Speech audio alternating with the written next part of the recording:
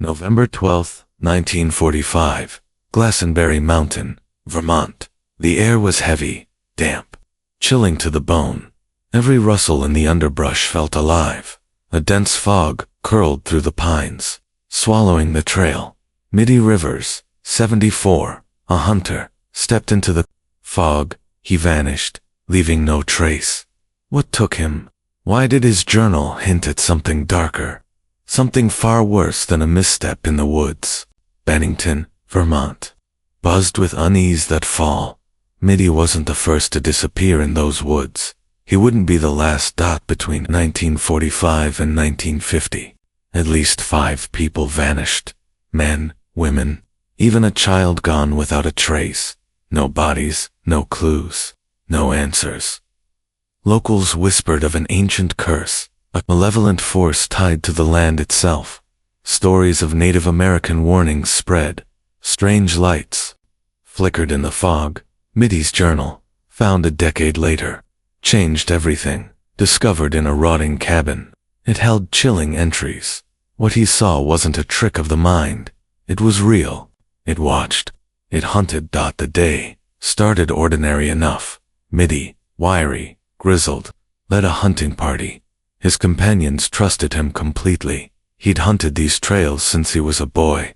They planned to track deer, but the fog rolled in fast, unnaturally thick. It blanketed the forest in a gray shroud. Stay close, Middie warned, voice tight. By noon, he was gone.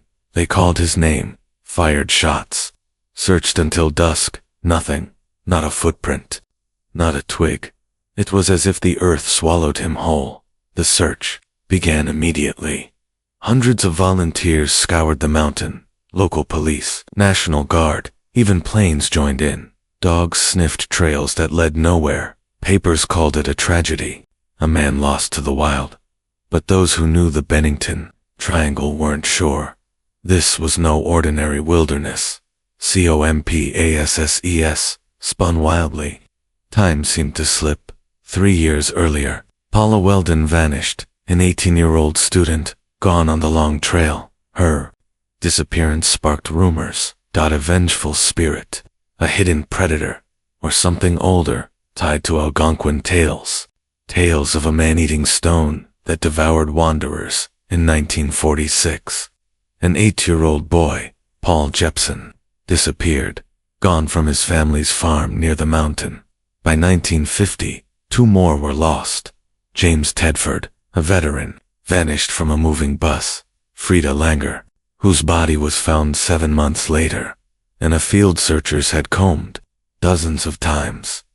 Middie's case was different. He wasn't naive or a wandering child. He was a man of the woods.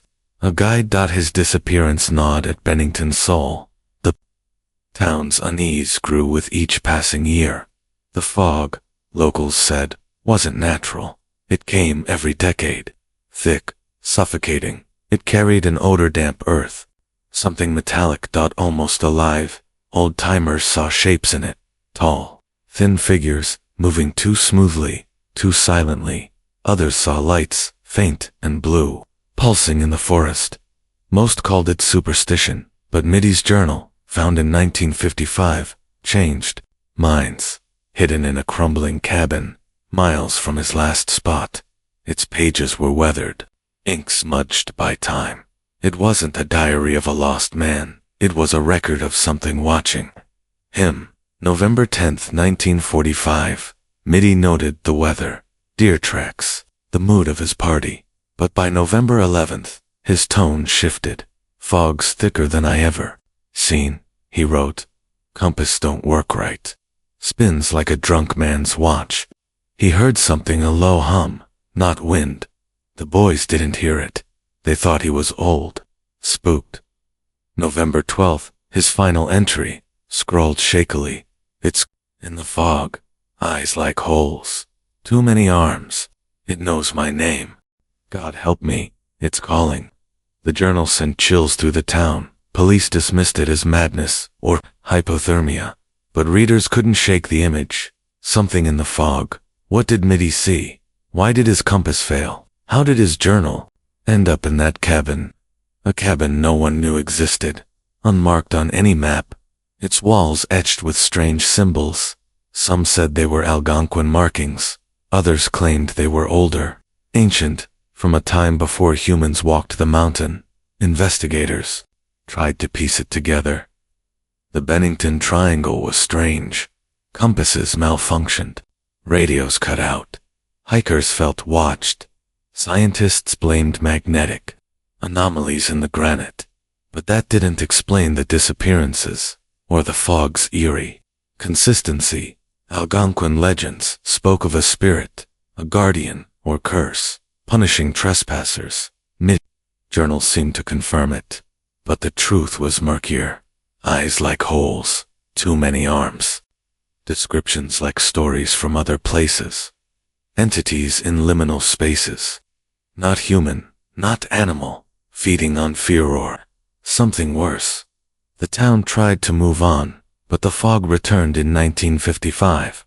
A hiker saw a figure in the mist, tall, thin limbs bent. Wrong. He fled, never returning to the mountain. In 1965. Another fog rolled in. A farmer's dog came back, whimpering, its fur matted with strange, sticky residue. By 1975, disappearances slowed, but the fear never left. Bennington avoided Glastenbury after dark. The long trail became a path for the brave, or the foolish. Middie's journal, kept in a historical society, rarely shown to outsiders. Its pages too unsettling, implications too vast. What truth did Middie's journal expose? Some say he found a presence older than the mountain, something using the fog as a veil to hunt. Others think he uncovered a secret, a rift, a doorway, a force not of this world. It's calling. His final words. Middie wasn't just lost, he was taken by what? Why did the fog return every decade? Like it kept a schedule. No one understood. No one's vanished since 1950 at least. Not officially, but the fog still comes. Every 10 years. Creeping over Glastenbury. Like a living thing. Locals say you can hear it. A low hum. Not wind. Not human. Middie. Journal didn't solve the mystery. It deepened it. His words linger like the fog, raising questions that claw at the mind. What waits in the mist? If you hear it, call your name. Will you ever come back? If this eerie tale kept you hooked, share in the comments where you're watching from and what time it is. Stay curious.